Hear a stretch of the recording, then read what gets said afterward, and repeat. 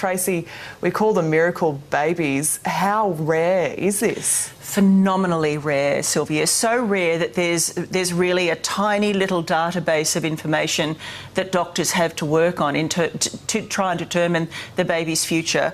There have only been 35 cases recorded in human history of this sort of malformation. It's called diprosopus, which basically means two faces. There have only been 16 in the last 150 years. Most of them are stillborn. These babies were born last Thursday. So they've already lasted longer than most babies born with this sort of malformation. The last one was in 2008 in a poor Indian village.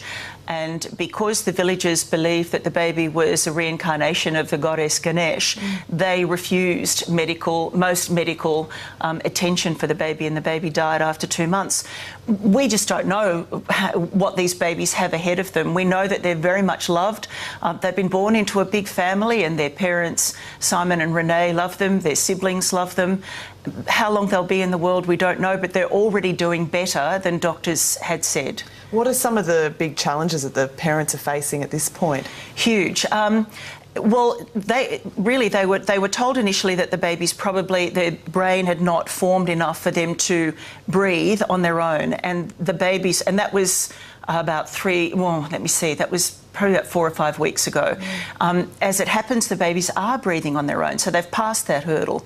The next hurdle is for them to be able to feed, and to be able to feed independently. And the problem is that they have 2 mouths, 2 noses, 2 brains, 1 set of lungs, 1 heart, 1 stomach.